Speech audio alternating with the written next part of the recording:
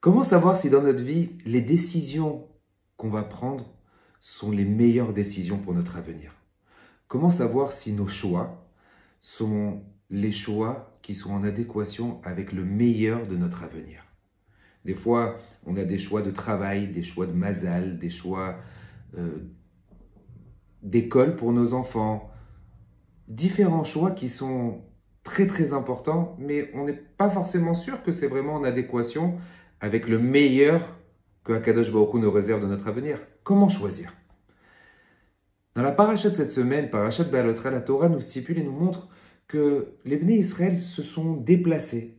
Le Ramban nous explique et nous dit que, voilà, certains jours, les nuées se levaient, elles allaient dans un endroit, les Bnei Israël devaient camper, et après un autre moment, le lendemain matin, les nuées se levaient, donc c'était un signe que Akadosh Baruch Hu voulait que le campement, que Am Israël se déplace. Des fois, il y avait un jour, une nuit.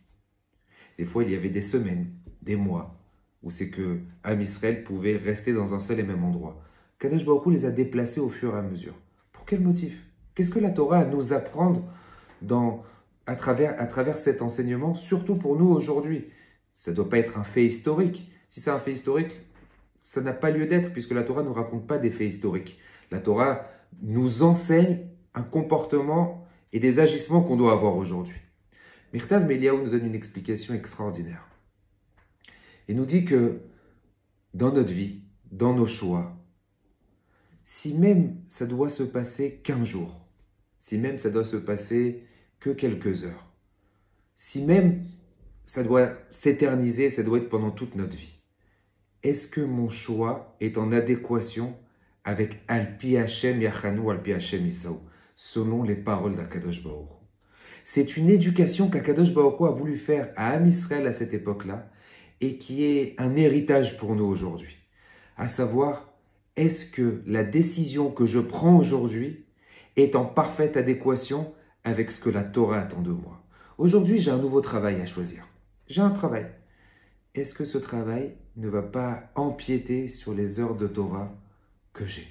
Est-ce que le fait de vouloir développer mon activité professionnelle ne va pas empiéter sur ma avodat Hashem, sur ma prière?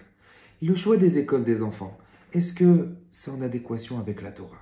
Le choix d'un mazal, le choix d'un zivouk, est-ce qu'il y a un projet spirituel ensemble d'avenir?